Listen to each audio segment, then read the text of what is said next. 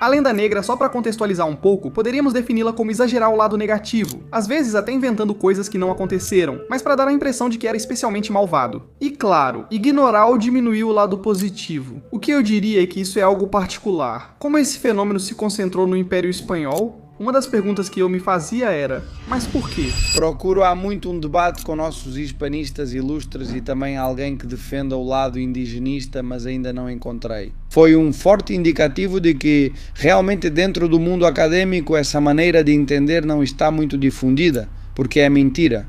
Em uma faculdade de história de uma universidade, seja qual for, de um país aleatório da Europa, ninguém defende a lenda negra. Mas em Hollywood, não defender a lenda negra pode te custar o emprego.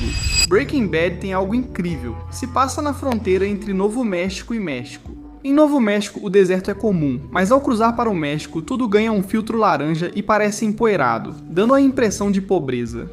Mas eles fazem isso porque, de certa forma, reforça a ideia de que o México é um país claramente inferior. Um ator ou diretor que fala publicamente o que estamos dizendo pode ter problemas na carreira.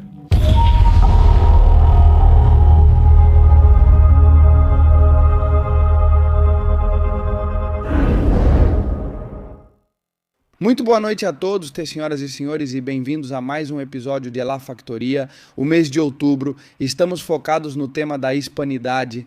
E hoje contamos com Diego Ponga, criador e idealizador de um videogame chamado Plus Ultra, um jogo que, como ele vai nos contar a seguir, valoriza as façanhas da hispanidade. Como vai, Diego? Tudo bem? Seja bem-vindo.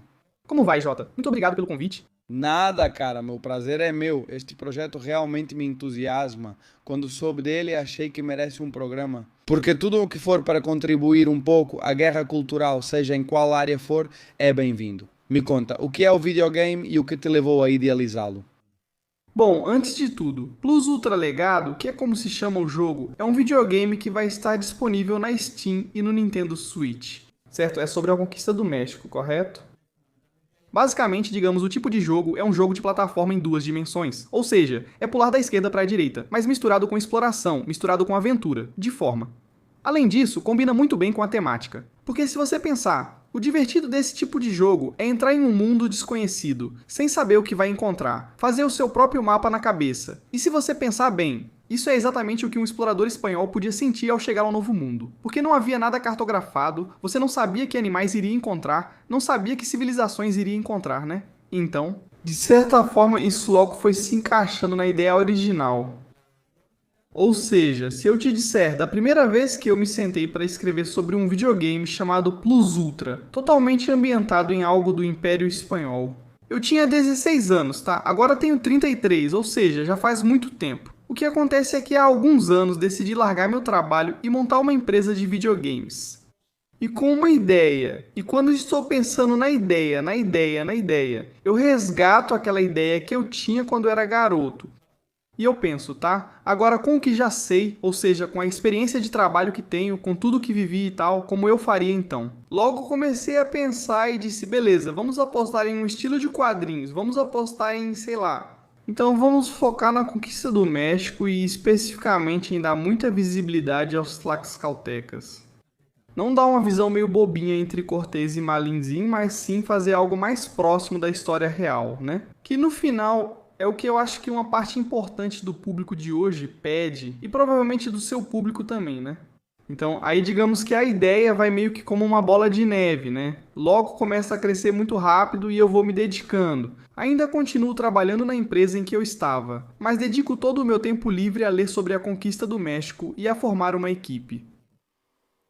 Quais livros sobre a conquista do México você leu para se inspirar a escrever Plus Ultra Legado? Olha, vários, mas os que eu mais recomendaria são A Conquista do México, de Ivan Vélez.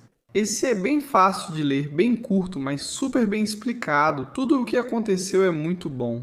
Há outro, bem mais denso, ideal para consulta e leitura por capítulos. É a verdadeira história da conquista da Nova Espanha, de Bernal Díaz del Castillo, que esteve lá na conquista, né?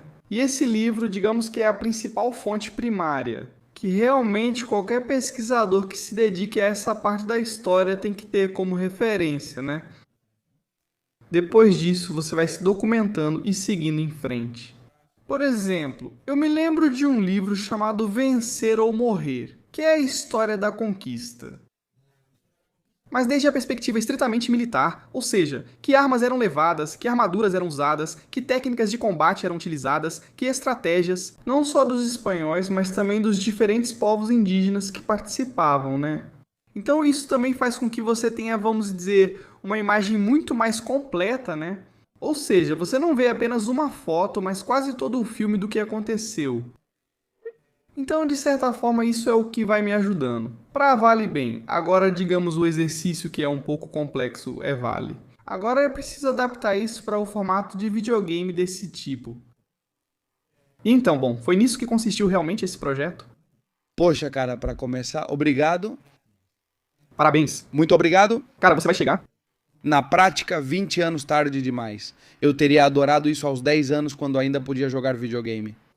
Mas me parece uma iniciativa extremamente positiva, porque eu considero que toda vez que algo da história da Espanha foi retratado, na cultura moderna sempre foi com tons negativos, esses tons negativos que sempre refletem nossa história, nossa cultura, nosso passado, para de certo modo nos fazer sentir envergonhados. Foi isso que te levou talvez a criar esse videogame?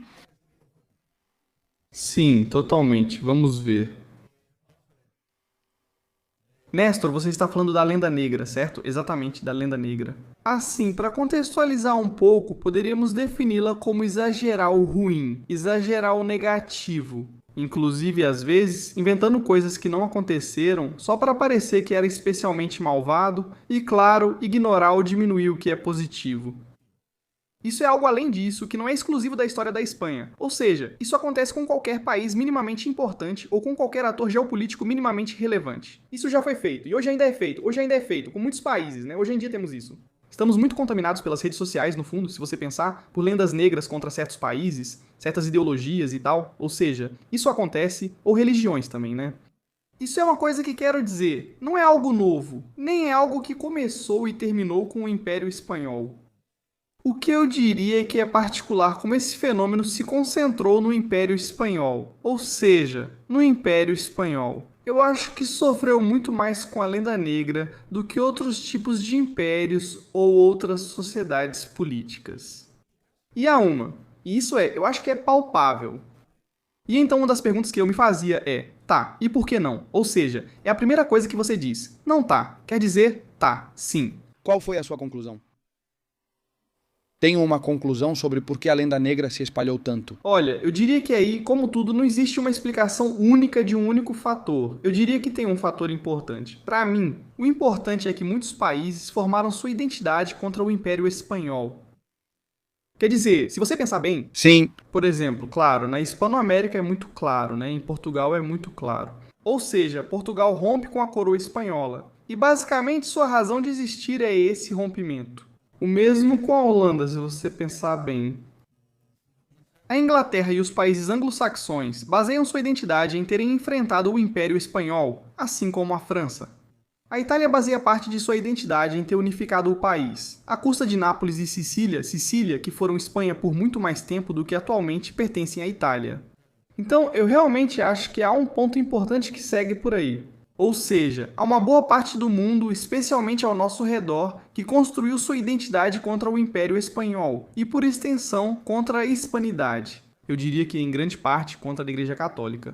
Ou seja, a lenda negra contra o catolicismo e a lenda negra contra o Império Espanhol são dois fenômenos que andam bastante juntos, de mãos dadas. Sim, exato, muito importante, totalmente, né? Isso também é interessante.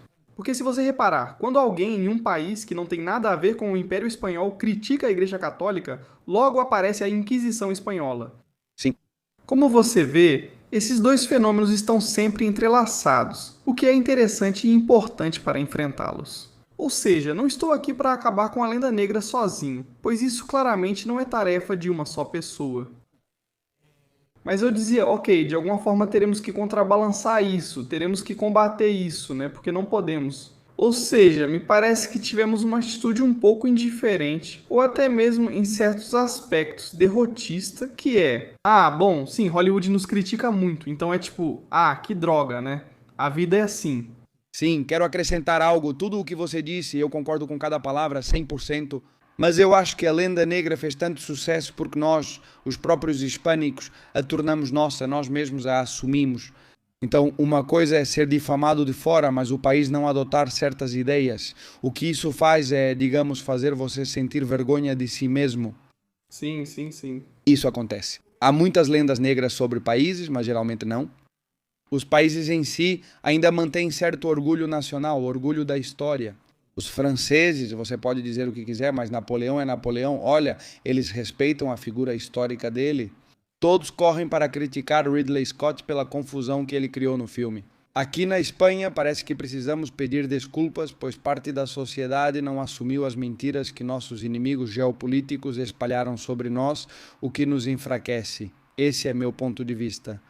Com certeza, nisso aí de novo, totalmente de acordo, mas eu também faria outra ressalva, que é o porquê, né? Voltando ao mesmo assunto. Uma explicação que muitas vezes é dada e que não me convence em nada é tipo, por quê? Bem, porque somos meio tolos, né? Tipo, porque acreditamos nisso, porque fomos derrotados e somos fracos e somos assim. O que eu diria é que acho que não é bem isso, e que simplesmente os franceses são feitos de outra coisa e tal. Acredito que esse fenômeno ocorre por causa da França. A história da França teve uma elite que defendeu no passado, até bem pouco tempo atrás. Mas foi assim. Sua soberania? Tenho minhas dúvidas se continuam defendendo ou se estão vendendo mal. Mas já faz tempo que nossas elites decidiram não travar essa batalha. Os afrancesados, por exemplo, aí entramos em um tema muito interessante. Então, para voltar um pouco ao tema do jogo e tudo mais, conta pra gente um pouco da história do jogo, sobre o que ele é. Vou te contar a história do jogo, ou seja, a ambientação. Como disse, é a conquista do México. Mas o que é a trama do próprio jogo? Beleza. O protagonista é um personagem fictício, se chama Dom Juan, é um alabardeiro espanhol. Beleza, que naufraga em um momento chave na história da conquista, que é quando os homens de Pánfilo de Narváez saem de Cuba para deter Hernán Cortés. Muita gente não sabe disso, e o jogo brinca, com o perdão da redundância, com isso, né? Porque, claro, as pessoas não sabem que os espanhóis lutaram entre si nas costas do México, justamente pelos partidários de Cortés e pelos partidários de Pánfilo de Narváez. O que Narváez defendia? Narváez é simplesmente um enviado pela coroa para deter Hernán Cortés. Considerava-se que Hernán Cortés havia desobedecido uma ordem de um superior e, de repente, começou a fundar cidades. Firmam acordos internacionais com povos indígenas desconhecidos, cujos idiomas ninguém compreende. Chega um momento em que decidem encerrar isso. Enviam tropas para deter Hernán Cortés. Essas tropas entram como um elefante em uma loja de porcelana, destruindo tudo ao redor. Então, o que acontece? Nós colocamos ali Dom Juan, nosso protagonista, que inicialmente tem como missão deter Hernán Cortés. Então, se você perceber, isso nos serve muito bem. Sobre o que você dizia da metáfora e da lenda negra, refere-se à primeira parte do jogo. O que você vai ouvir é: Cortés é um traidor, Cortés é uma espécie de rebelde, Cortés é um louco que quer vir aqui conquistar um império desconhecido, e por aí vai. Quando você vai se aprofundando, já descobre, não é que esses espanhóis que a coroa mandou são apenas uns recém-chegados? Que confundem tudo, maltratam os indígenas, mas acontece que os indígenas veem Cortés como um herói, sabe? E isso então faz o protagonista mudar de perspectiva, sabe? Aí cai a lenda negra e então você se depara com Cortés. E é aí que você muda de lado, ajuda Cortés, vence Pánfilo de Narváez. E aí a história começa, digamos, a se aprofundar em como Dom Juan. A vida dele vai se entrelaçar com os personagens históricos e os acontecimentos históricos da conquista do México.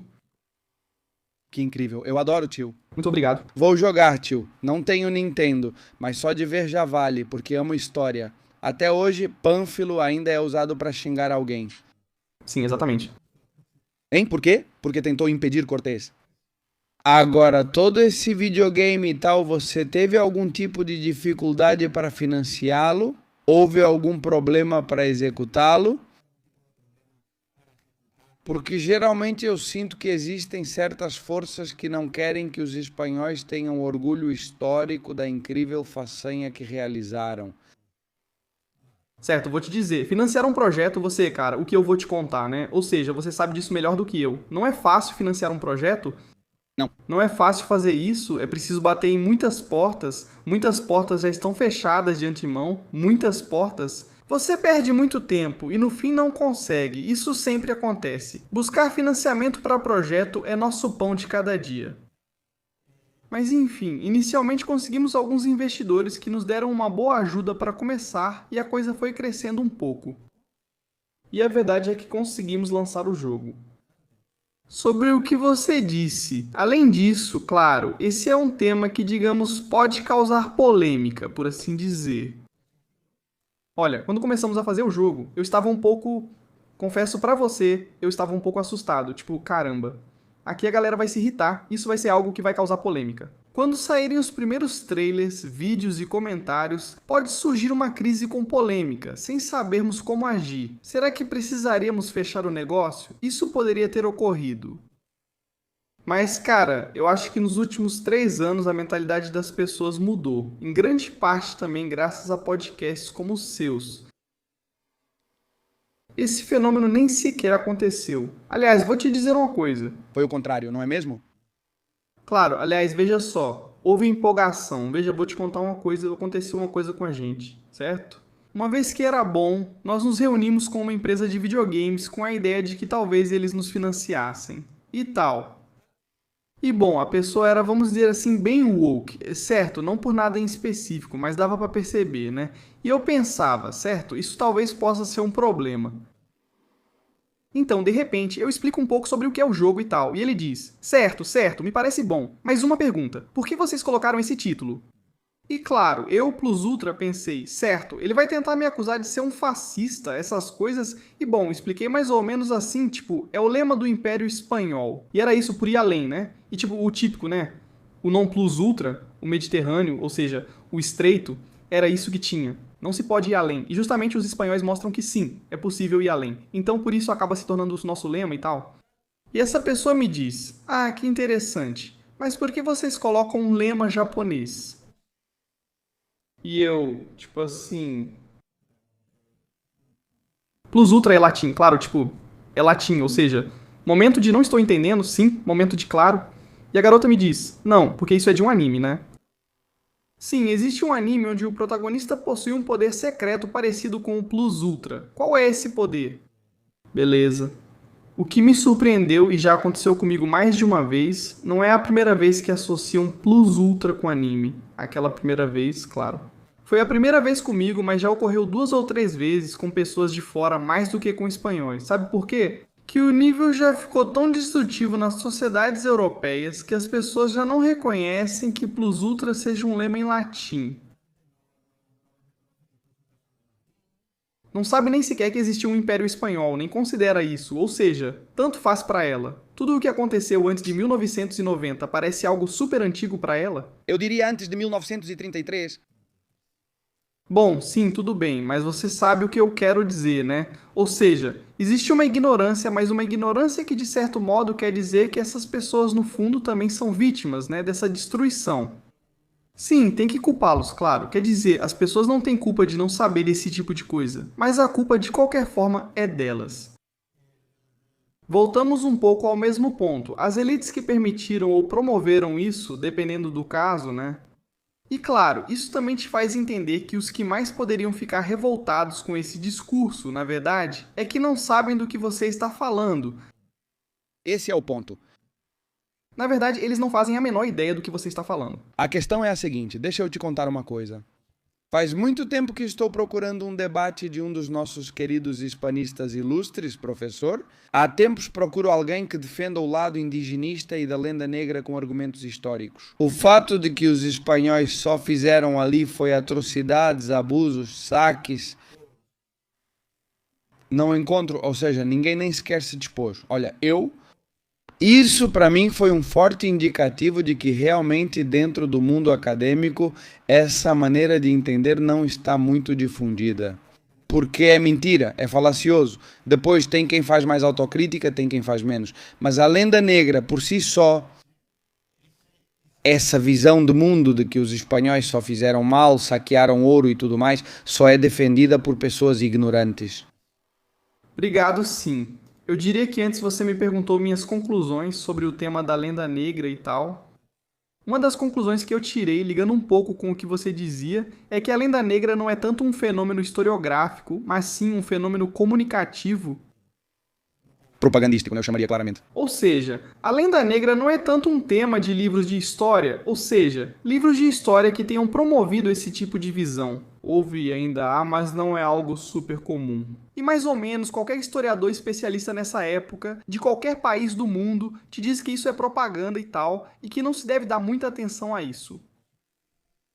Mas em termos de comunicação, essa lenda negra ainda está aí. Ou seja, deixa eu explicar. Em uma faculdade de história de uma universidade, qualquer uma de um país aleatório da Europa. Ninguém defende a lenda negra. Eu entendo o que você está me dizendo. Não pela sua experiência, mas em Hollywood, não defender a lenda negra pode te custar o emprego.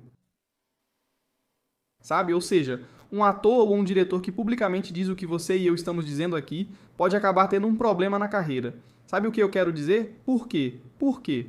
E voltamos um pouco para outra ideia que você tinha levantado, que era a questão geopolítica. Geopolítica. Você não pode explicar a superioridade ou a hegemonia cultural dos Estados Unidos sem Hollywood.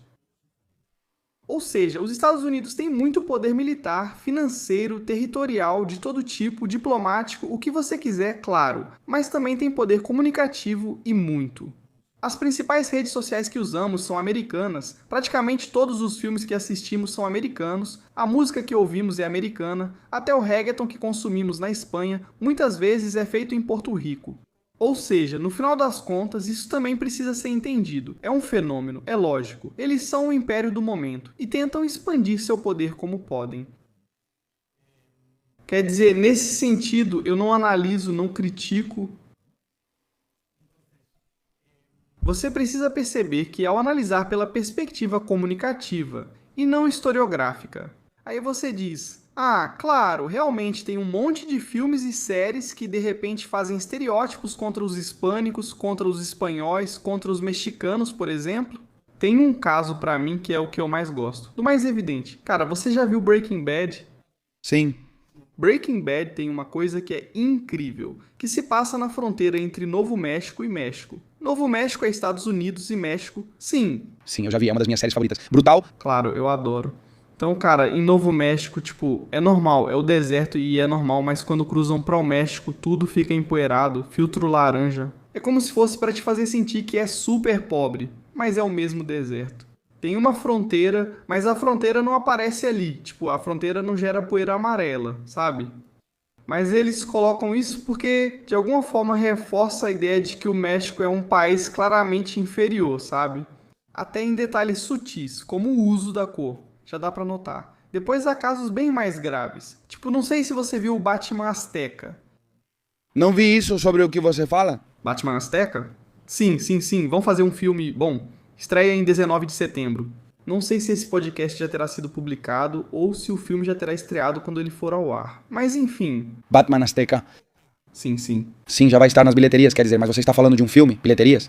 Não vai estrear na Netflix. Me diz que não é na Amazon Prime. Mas vamos lá. É interessante, porque... E caramba, vai ter o Batman Azteca? Então, de que Cortés é um sanguinário que vai matando indígenas e é duas caras e tal. Isso também não vi porque ainda não foi lançado no momento em que está. Mas o trailer já deixa claro que o Azteca é o defensor do povo? Claro. E acima de tudo, porque isso também é algo que tentamos abordar no jogo. Cara, é que os aztecas também não estavam todos de acordo, viu?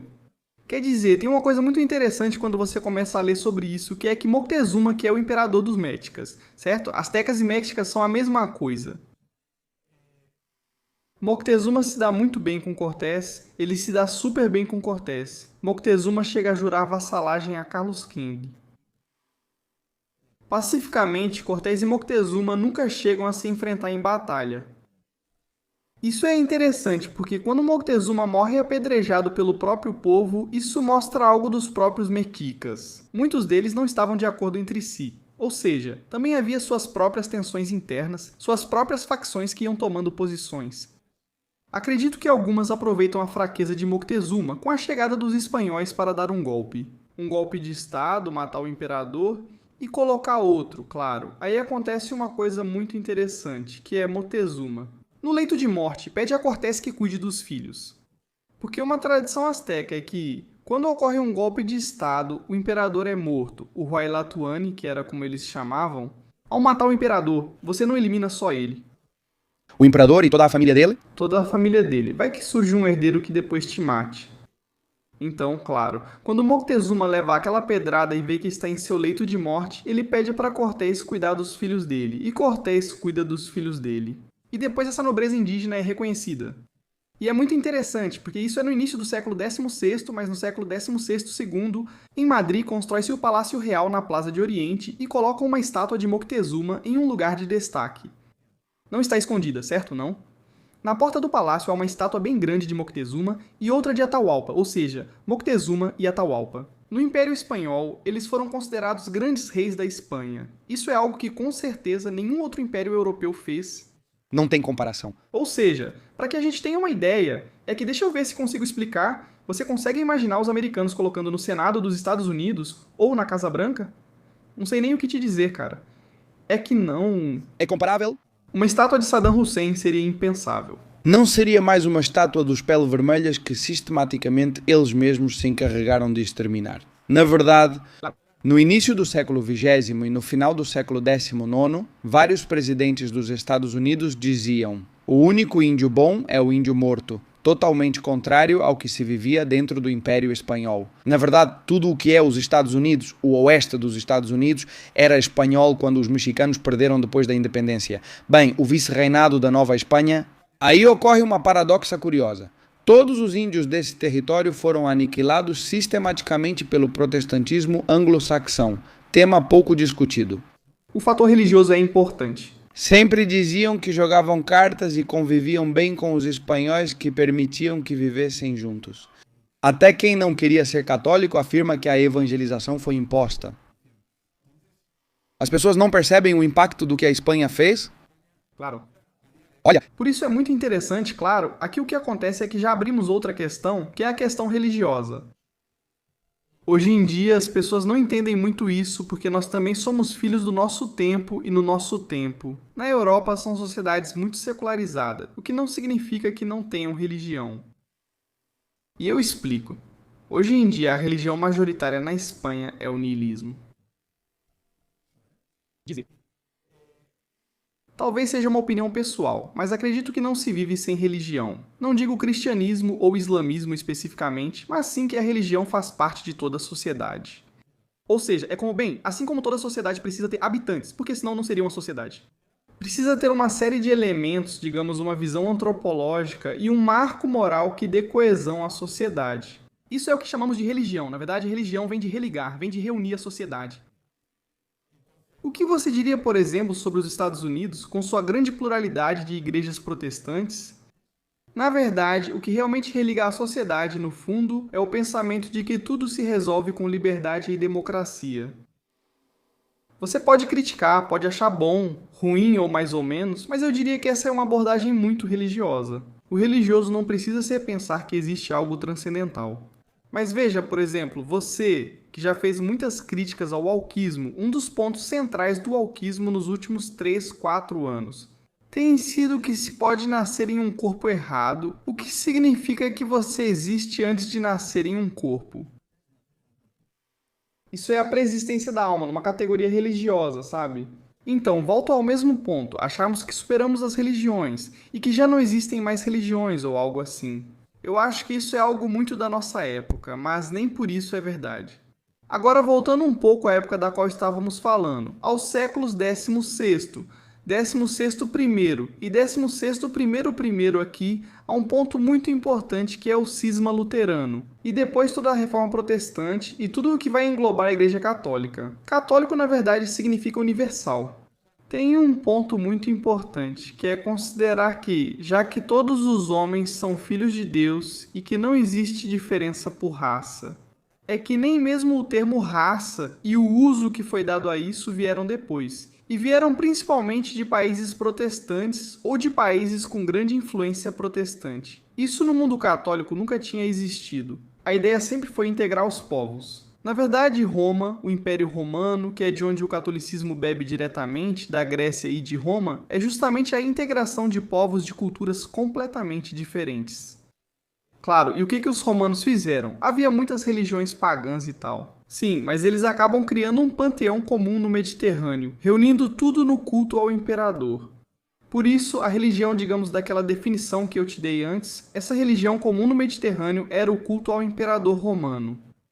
Quem desafia isso são os cristãos, e por isso eles são mandados para os leões, até que finalmente o império se converte. Quando o império se converte, já houve esse grande, digamos, não é homogeneização. A palavra que eu procuro é, digamos, algo como coesão de toda a sociedade em torno de uma série de valores. Com o cristianismo, isso se consolida ainda mais, não é?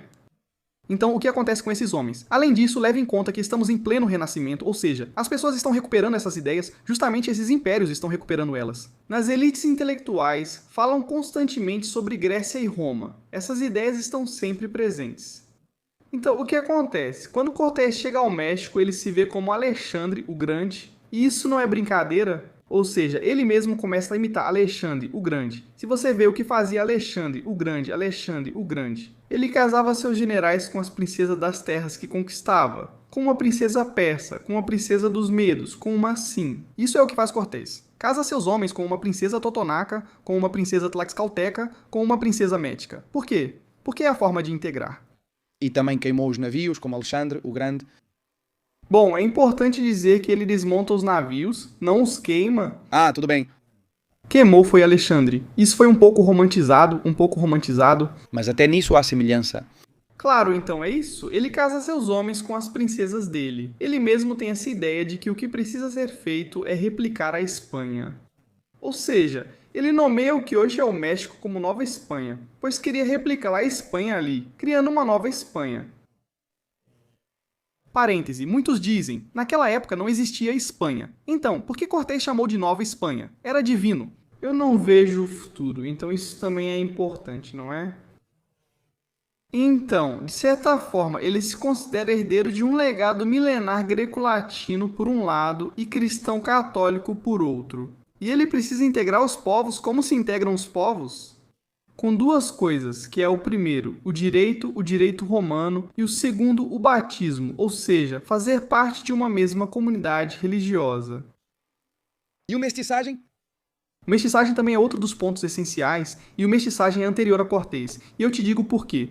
No próprio testamento de Isabel, a católica, já se fala do mestiçagem. Isabel, a católica, já diz: casem-se. Espanhóis com índias e índios com espanholas, isso é dito claramente por Isabel, a católica. Ou seja, e veja que Isabel, a católica, morre muito antes da conquista do México, ou seja, a Espanha. Naquele momento, havia poucas possessões nas Antilhas, ou seja, pouca coisa havia chegado. Mas já existia a ideia de que era preciso se misturar. Leve em conta também que a Espanha tem uma experiência prévia, que é a Reconquista. Na Reconquista houve uma questão, que é que em Al-Ándalus praticamente não houve mestiçagem. Por quê? Porque como havia duas religiões, havia o islamismo e o cristianismo, não se casavam cristãos com muçulmanos e muçulmanos com cristãos. Houve casos, claro, mas não era de forma alguma o comum. O que acontece? O critério nunca foi étnico, racial ou biológico. Essas categorias não tinham peso ali. O importante era a religião, e você se casava com pessoas da mesma fé. Então, o que acontece quando se chega ao México e se faz justamente isso? Eles são batizados por causa da imposição da religião? Olha, aqui tem muito mito, também é verdade? Ou seja, é verdade que foi imposta, claro. As religiões são impostas, quer dizer, e nós vamos ver. Como dissemos, o Império Romano se converte ao cristianismo porque o imperador se converte e impõe isso. E o que acontece é que depois, quando você diz a palavra impor, as pessoas imaginam que saíram atirando nas pessoas para que elas vissem aquele crucifixo. Não foi assim, essa é, digamos, a falácia. O que acontece? Que a evangelização primeiro traz um monte de frades que o que fazem é aprender as línguas dos indígenas. E não há uma grande destruição em massa de templos. Inicialmente, porque se procura, digamos, não colocar a população local contra, de fato, inicialmente, claro, inicialmente há um momento. Na verdade, isso é contado por Bernal Dias del Castillo Cortés. E seus homens, quando começam a chegar lá, vão entrando no continente e veem todo tipo de rituais, antropofagia, sacrifícios humanos, coisas bem pesadas e tal, que na verdade deviam ser bem impactantes. Devem ter causado uma sensação ruim. Não era pouca coisa, hein? Pouca coisa, né? E claro, a primeira coisa que dizem instintivamente... Além disso, havia grandes estátuas e ídolos ensanguentados. Instintivamente você pensa... Tem que acabar com isso, né? Inicialmente é o que passa pela sua cabeça. Quem segura a mão deles é Frei Bartolomeu de Olmedo, um frade mercedário, ou seja, religioso. O estereótipo sugere que o padre tenta obrigar as pessoas a acreditar, mas na verdade é o oposto. Por que isso acontece? Lido! Claro, porque é o mais culto e conhece bem a experiência da Espanha com o Islã. E então o que ele diz é: não, se começarmos a destruir seus templos, vamos ter a população nativa contra nós. O que precisamos fazer é primeiro estabelecer o poder aqui, ou seja, acalmar as coisas, pacificar a região, digamos, fazer com que o poder da coroa chegue até aqui. E uma vez que tivermos isso, o que precisamos fazer é aprender suas línguas, e isso é feito. Na verdade, você sabe muito bem que línguas como o Náhuatl, o Quechua, o Purépecha, o Aimará têm gramática escrita. Antes de línguas como alemão ou inglês, que hoje parecem bem mais importantes que o Náhuatl. Hoje são, naquela época não eram. Poucos percebem a relevância literária da Espanha. Claro, e isso é feito principalmente por frades. Por que são eles que fazem isso? Porque não basta se comunicar com os nativos, o que já é motivo suficiente, mas também é necessário que eles entendam que este império tem várias bases. O que eu te dizia, religiões integradoras, antropológicas e morais, que para fazer parte disso é preciso entender e é preciso que te expliquem. E isso é feito. De fato, a consequência disso é que os indígenas ficam excluídos do Tribunal da Inquisição. Antes falávamos do mito da Inquisição espanhola e tal, que logo aparece. Olha, os indígenas foram deliberadamente excluídos porque se considerava que era uma estupidez. Como você vai julgar um cara que é um convertido que acabou de se converter? Você não pode julgá-lo, porque evidentemente ele vai se converter, cometer erros. Sim. Além disso, falando um pouco sobre a Inquisição Espanhola, é uma das maiores lendas negras que existem. Qual é o registro oficial de mortes pela Inquisição em mais de 2 séculos? Olha, eu aqui não estudei tanto isso, mas é verdade que quem entende bem do assunto diz que é mais ou menos por aí. Acho que é um pouco mais, acho que é em torno de 3.000 pessoas em 3 séculos. Em todo o Império Espanhol, levando em conta que era praticamente metade do mundo, claro, ou seja, é um dos maiores impérios da história da humanidade. Então é bem pouco, quer dizer, 100 executados por ano numa época em que se executava muito, é bem pouco. Você tem que levar em conta que se estamos falando de 3.000 pessoas, mas suponha que fosse o dobro, suponha que fossem 6.000, ou suponha que fosse 10 vezes mais 30.000. Ei, quantas pessoas morreram na Reforma Protestante, sabe? Quantas pessoas foram perseguidas pelos luteranos e calvinistas no norte da Europa? Quantas pessoas os ingleses e os escoceses calvinistas mataram? Claro, vamos ver se entramos na disputa dos números. É difícil defender isso, mas é o que penso. A Inquisição mais severa partiu dos protestantes, que se revoltaram contra a Igreja Católica e espalharam violência pela Europa, algo pouco discutido atualmente. Claro, considere isso. Voltando ao ponto, como dissemos, as sociedades se organizam em torno de marcos antropológicos e morais, chamados de religião. Com isso, se você propõe uma alternativa antropológica e moral, você tem a possibilidade de dividir a sociedade em 2 ou 3, dependendo de quantas alternativas você apresentar. O que ocorre atualmente em nossas sociedades desestruturadas? Por quê? Às vezes parece que há tantas alternativas que qualquer um, inclusive nós, pode criar sua própria religião. Antes isso era inimaginável e ainda é em muitos lugares. Por quê? Considera-se que não, pois isso seria romper com a sociedade. E entende-se que há um bem maior em fazer parte de uma comunidade. O que acontece? Claro, a reforma rompe completamente com isso e rompe a Europa. Rompe a Europa. Sim, pode-se dizer que já havia rompimento antes com o cisma do Oriente e os ortodoxos. Mas mesmo assim, veja que, embora cismáticos, os ortodoxos Mantém vínculos com Roma. Claro, ou seja, apesar de não reconhecerem o Papa como cabeça da igreja e terem uma igreja que, digamos, seguiu em paralelo.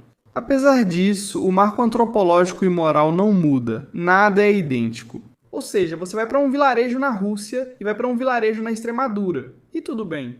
Sim, a estética e tal dos templos é diferente, mas a moral que o padre ensina no domingo na missa é mais ou menos idêntica, né? Sim, é o irmão natural da Igreja de Roma, é a Igreja Ortodoxa. Exato. O que acontece é que se você vai para o equivalente protestante no cinturão da Bíblia nos Estados Unidos, você tem um contexto completamente diferente. Totalmente. E o protestantismo chegou a pontos bastante. Ou seja, hoje em dia, qualquer um pode, nos Estados Unidos especificamente, qualquer um pode ter uma igreja protestante que defenda até mesmo o casamento e a adoção entre pessoas do mesmo sexo, quando isso na Bíblia cristã é terminantemente proibido. Não sei, são tantas coisas tão estranhas como tentar ser cristão, mas ao mesmo tempo ignorar completamente tudo o que Cristo diz. Literalmente. Sim, claro.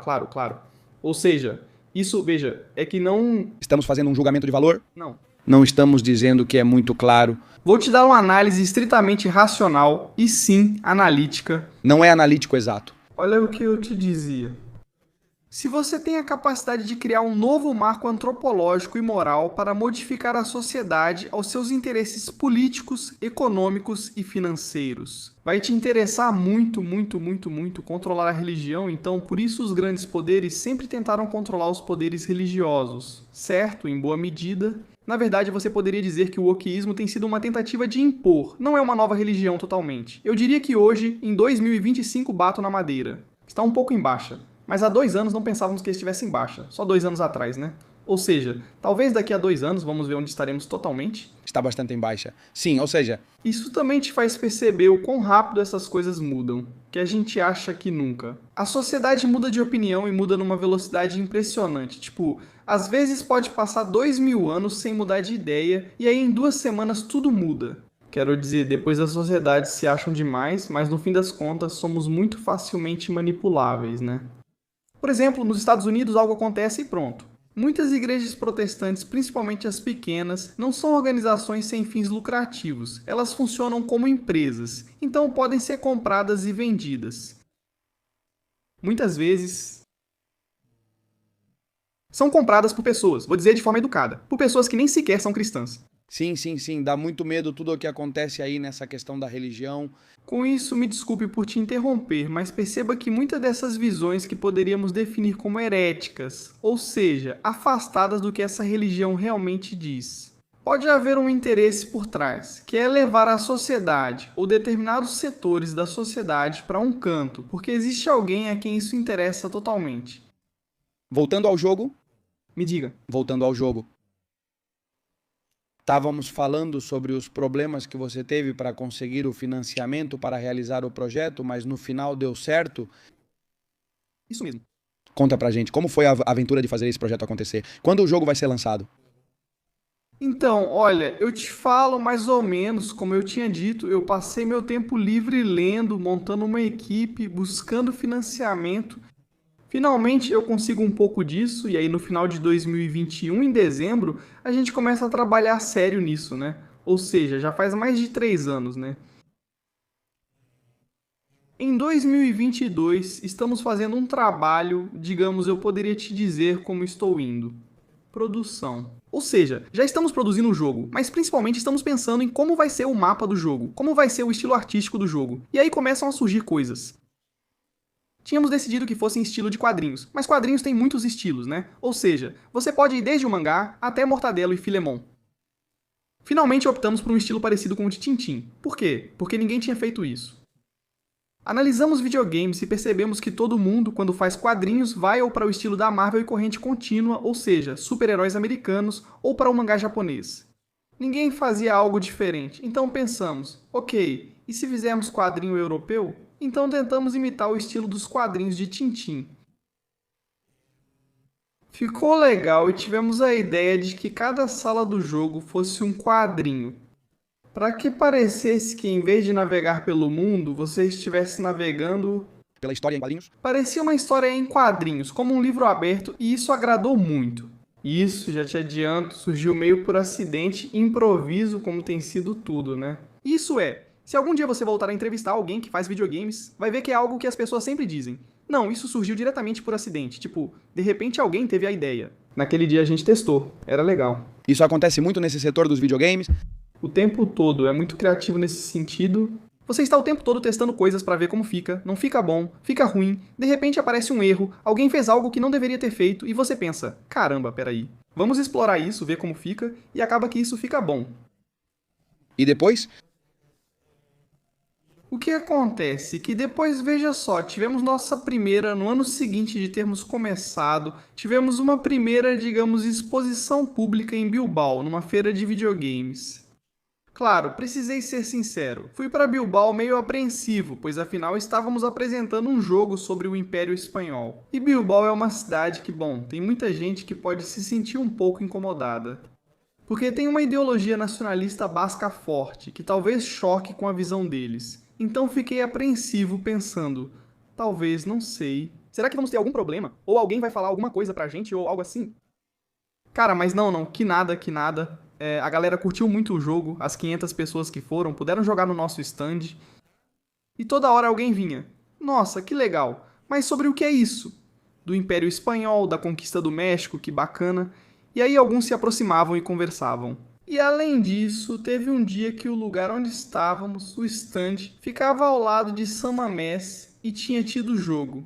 Você era abordado por pessoas com cachecol, currinha e escudo do Atlético, dizendo: cara, eu adoro os Tércios, adoro o Império Espanhol. E eu dizia: poxa, olha, eu vim com uma ideia um pouco sim.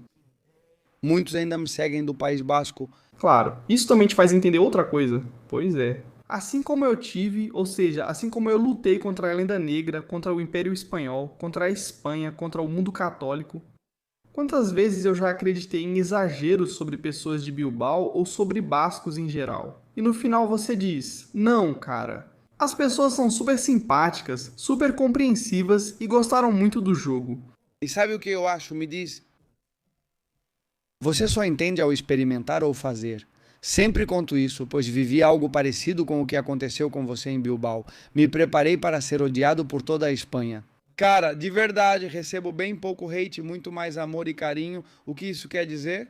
Que a gente tem que ser corajoso e se arriscar mesmo, porque no final das contas existe uma massa adormecida, a qual a política faz acreditar que é minoria, os meios de comunicação fazem acreditar que é minoria, o sistema em geral faz acreditar que é minoria, mas nós somos maioria. E eu percebo isso em cada lugar que vou, em cada lugar que piso. E é verdade que provavelmente eles nos mantêm completamente divididos. Porque se olharmos ao nosso redor e percebermos que somos muitos os que temos essa inquietação, esse amor pela nossa pátria, esse amor pela nossa história, no fim do dia vamos recuperar algo precioso, o orgulho de nossas raízes, de pertencer e de nossa origem. Temos motivos para nos orgulhar. Total. Concordo totalmente. Na verdade, veja só. Começa a acontecer uma coisa com as gerações mais novas, ou com os mais jovens, que é claro, eles... Quer dizer, a nossa geração e a geração dos nossos pais foram se desligando progressivamente, digamos, de todo esse legado cultural do qual você falava, né? Claro, as novas gerações já estão bem desligadas. E curiosamente está acontecendo um fenômeno de jovens que tentam recuperar esse legado porque eles consideram que foram privados desse legado. E não é um fenômeno estritamente espanhol, acontece, eu diria, em qualquer sociedade europeia, sim, e em alguns países, talvez mais do que em outros. Por exemplo, talvez na Polônia, talvez na Hungria, são casos muito especiais também, porque tiveram uma história diferente. Mas enfim, eu realmente acredito que esse fenômeno está acontecendo, é perfeitamente compreensível que aconteça. E também acho que há um ponto que é uma reação ao buquismo, no sentido de muita gente. Eu acho que sem ser especialmente de nenhum tipo de ideologia ou sem ter pensado muito sobre isso, o buquismo fez com que... Isso fez soar um alarme e dizer, cara, talvez estejamos indo longe demais com isso, sabe? Quer dizer, talvez essa coisa de não ter nenhum tipo de raiz e tal esteja completamente saindo do nosso controle. E isso, se deixarmos continuar assim, é que a reação vai ser muito forte, até mesmo muito forte. Para pessoas que têm ideias, digamos, conservadoras ou uma maneira de entender o mundo em que precisamos entender de onde viemos e não romper com tudo, porque no final das contas, eu acho que não há nada mais soberbo do que a geração atual que se acha com autoridade moral para julgar com comodidade. Desde o século XXI, todos os nossos antepassados que cruzaram o mar em uma balsa. Atualmente, a flotilha da Palestina com um barco moderno sai ao mar. Com 4 pingos de chuva, eles retornam a Barcelona devido à tempestade. E nossos antepassados cruzaram um mar desconhecido e inexplorado com velas e madeira. Claro, veja, isso foi um ótimo exemplo. Veja, a percepção que as pessoas têm na Europa e nas Américas sobre suas elites não é nem um pouco positiva.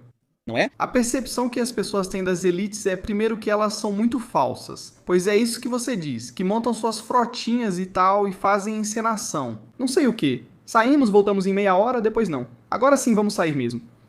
Paramos.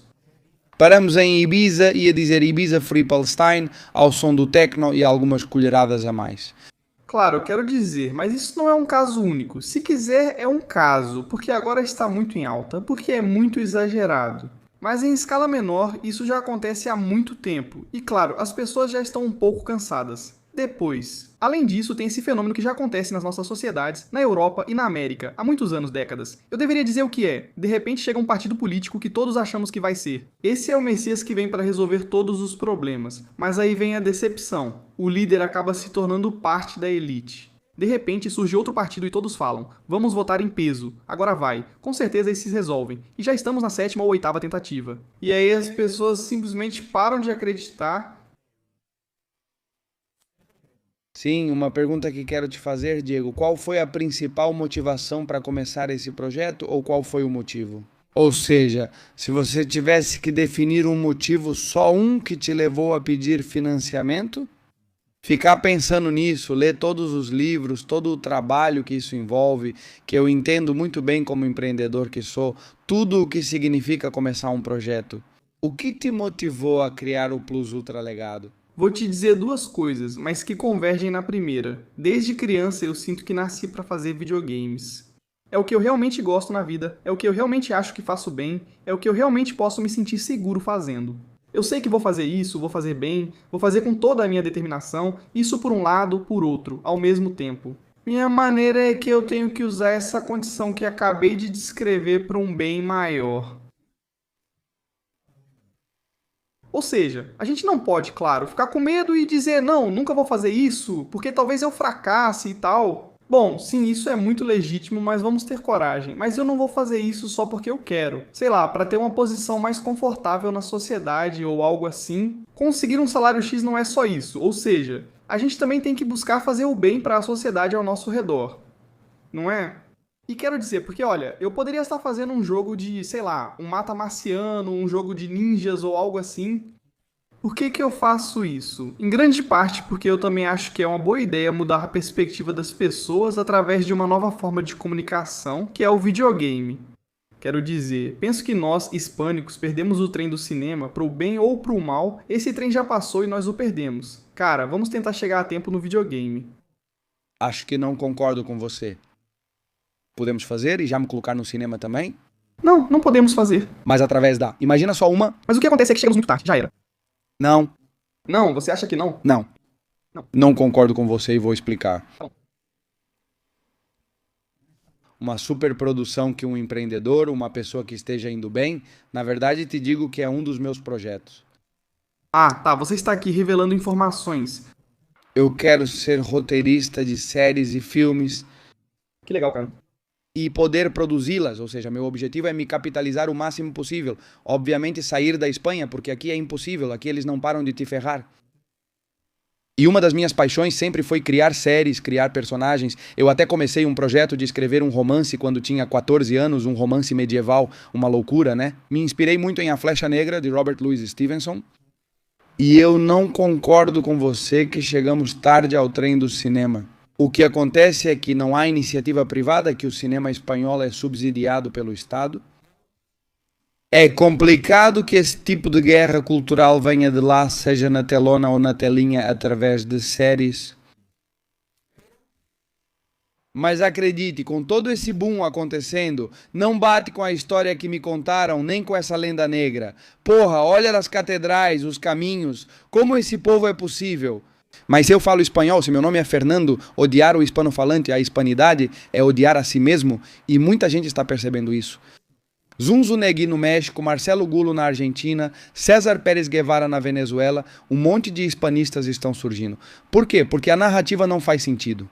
Acho que vai chegar o momento em que conquistaremos também o cinema e as séries. E se tudo correr bem e acima de tudo, se Deus quiser. Estarei lá, pois esse é um dos meus projetos de longo prazo. Não é algo para curto ou médio prazo. Me parece fenomenal, viu? Me parece fenomenal mesmo. O que eu dizia era beleza. A questão é se você quer nos colocar no mundo do cinema. Agora mesmo, o cinema está muito mais claro, está muito mais padronizado. Ou seja, tem muito mais coisas no videogame, ainda dá pra encontrar um nicho. Ou seja, você pode ter mais áreas. Sim. Isso é verdade. Então, esse era um pouco o meu ponto, né? Tipo, beleza. No cinema já é lutar um pouco contra a Hidra de 7 cabeças, né? Nos videogames ainda há inovação, ainda dá pra gente se envolver a tempo. É como correr pra tentar pegar o metrô no último instante. E te digo uma coisa, agradeço enormemente que você tenha feito isso. Muito obrigado. De verdade, em todos os frontes, é preciso estar em todos os frontes. Você tem razão vendo por essa perspectiva de que para o cinema é lutar muito forte e, acima de tudo, é preciso lutar com muita força. Sim, claro. Tem que colocar muita força. Isso, um ponto importante. Muito. Não sei quanto deve ter custado o jogo, não sei, mas te garanto que não. Acho que fazer uma série ambientada naquela época, com um bom roteiro e tudo mais, não sai muito caro. Sim. Sai muito caro. E outra pergunta que vou te fazer. Cara, me diz. Beleza? Eu adoro os motivos que você me deu para ter começado o jogo. Qual o seu nível de satisfação com o projeto após finalizado? Quando será lançado?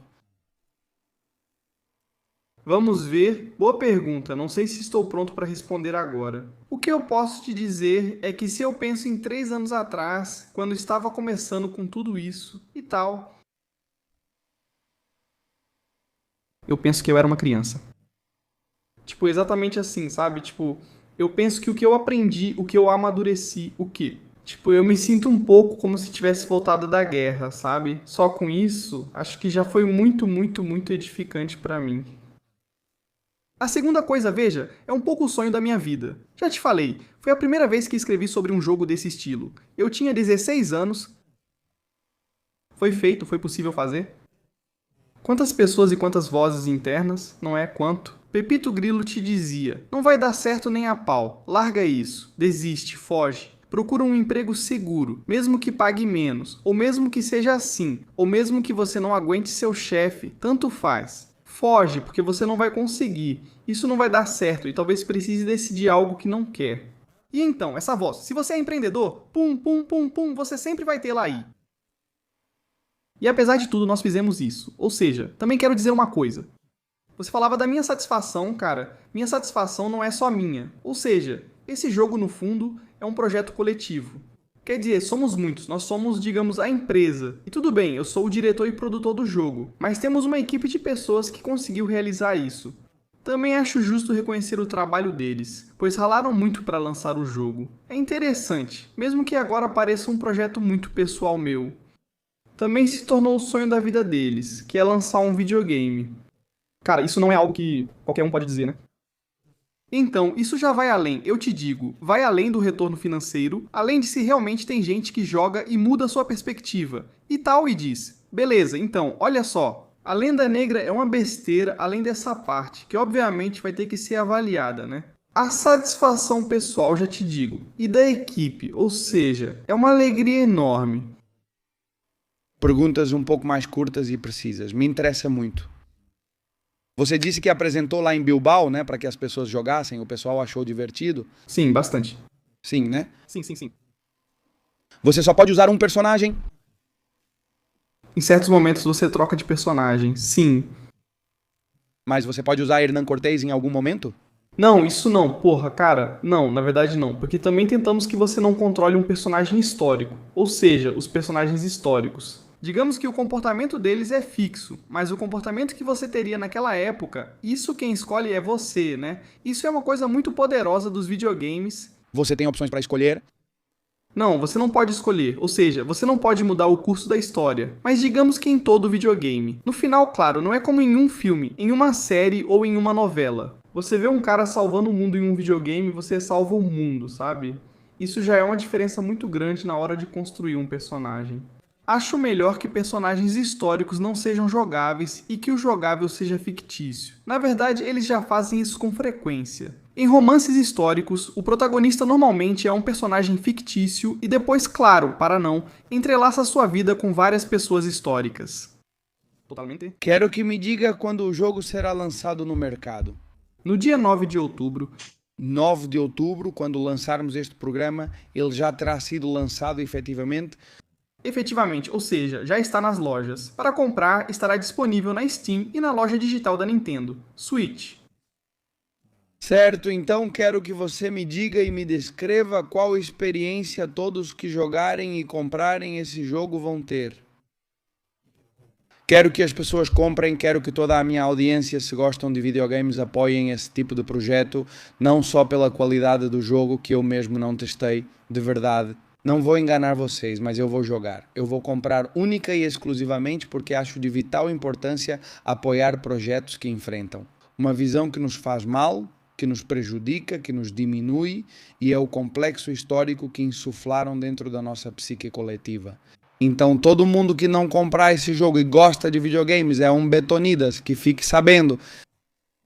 Certo? Me conta qual era a pergunta que eu tinha feito antes. Olha, primeiro de tudo, eu acho que a ideia que as pessoas têm que ter em mente é se você sempre esteve pensando: caramba, como seria legal se fizesse um filme contando as grandes façanhas do Império Espanhol, como funcionava a América naquela época. Será que você sempre pensou nisso? E caramba, como seria legal se tivesse um filme que falasse disso, ou um videogame que falasse disso, um Assassin's Creed que falasse disso? Cara, então você tem isso, é esse plus ultra legado. Então se quiser apoiar, apoie, compre. E além disso você vai gostar, porque é um jogo que você vai curtir muito. De explorar um novo mundo, de enfrentar desafios, de enfrentar a natureza, todas aquelas grandes paisagens e, claro, todos os detalhes. Todos os problemas entre os povos indígenas e fações espanholas, entre outros, também ajudam a entender nossa realidade. E uma coisa, você pode aprender história também através do jogo, tudo o que há no jogo é 100% histórico, ou seja, o curso da história está muito bem documentado. Não vou inventar que Tenochtitlan era feita de merda. Não, claro que não. Ou seja, nós pesquisamos muito, não só sobre os fatos históricos em si. Quer dizer, tipo, quem eram os personagens, o que diziam, como fizeram as coisas e por quê, e digamos os diálogos que tinham entre eles. Mas também coisas como se vestiam, como era a arte, como eram os edifícios, como era, digamos, Tenochtitlan naquela época, como era Tlaxcala, de certa forma também. Porque veja, apesar da importância dessa época, e que todos mais ou menos temos alguma imagem na cabeça daquela conquista do México. Não há grandes filmes ou produções audiovisuais que nos retrataram.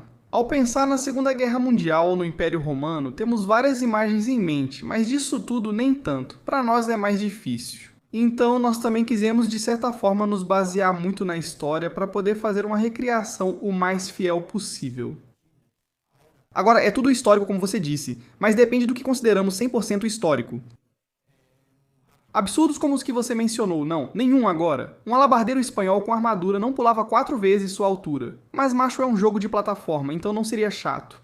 Olha, mas Troncoso está claro. Por isso não, mas é por isso que te digo, isso está sempre aí. Vamos tomar pequenas liberdades, mas isso não é manipulação histórica. Mas se você está se referindo a se há coisas que... Você acha que a facção indigenista vai se ofender? Você faz justiça à importância dos indígenas dentro da conquista da América? Ao contrário do que muitos pensam, os indígenas foram os verdadeiros conquistadores. Hernán Cortés e seus espanhóis foram como a coesão dos povos oprimidos pelo Império Mexica. Olha, não falei isso desde o começo, mas quando faço toda essa coisa de ficar lendo um monte e tal, claro, percebo que não é uma conquista. No sentido tradicional, digamos. Ou seja, são os próprios mesoamericanos, os próprios povos mesoamericanos que se unem a Cortés. Então eu acabo pesquisando muito sobre esses povos indígenas, principalmente mexicas, totonacas e tlaxcaltecas, os 3 presentes no jogo. Certo, houve mais, mas também não dá pra colocar tudo, né? O que acontece é que ao pesquisar você aprende mais, chega a conclusões e acaba se apaixonando por essas culturas. E então, isso me faz ver que essa é, e não outra, a riqueza da hispanidade, sabe? Porque esses povos, veja os mexicas, não se aliam com Cortés, né? Eles meio que enfrentam ele e tal. Após a conquista, tornam-se o baluarte do Império. A capital da Nova Espanha é estabelecida em Tenochtitlan, agora chamada Cidade do México. E os grandes militares, muitos deles são mexicas e tlaxcaltecas, que nunca tinham feito parte da mesma sociedade. Mas agora sim, né? E são eles que juntos vão criar o Novo México, que se chama Novo México. Porque há muitos mexicas ali nas tropas e são juntos que vão conquistar as Filipinas. O que quero dizer com isso? No fim, se quiser desmontar a lenda negra, também precisa falar dos indígenas. Ou seja, não foi uma façanha só de espanhóis, nem restrita a nascidos na Península Ibérica. Foi de pessoas nascidas na Península Ibérica e de pessoas da Mesoamérica. Depois, por extensão, todo o Império Espanhol com pessoas de várias partes do mundo. Além disso, na conquista do México havia pessoas que eram africanas, ou seja, não faz sentido ter uma visão nacionalista ou racista, porque isso é exatamente o oposto. A hispanidade é justamente o contrário disso. Concordo completamente com vocês, senhores. Saibam que dentro da minha comunidade virão Diego Ponga e o designer gráfico do jogo para fazer uma transmissão exclusiva para vocês. Todos que entrarem na comunidade pelo link fixado aqui embaixo vão ter a oportunidade de fazer perguntas aos criadores desse magnífico jogo. Quero que saibam que o link para comprar o jogo diretamente vai estar fixado na descrição. Diego, irmão, Parabéns pelo projeto. fico muito feliz de ter feito essa entrevista com você. Dá pra ver que você tem paixão, conhecimento e, acima de tudo, muita vontade de fazer o bem. E tenho certeza de que vocês vão arrasar com esse jogo. E fico feliz na medida do possível, mesmo que minimamente, de poder te ajudar a fazer com que chegue ao maior número de pessoas possível. Muito obrigado pelo convite e pela oportunidade de falar. Que isso, cara? Muito obrigado. Senhoras e senhores, por hoje é só. Até o próximo episódio de A Fábrica. Obrigado.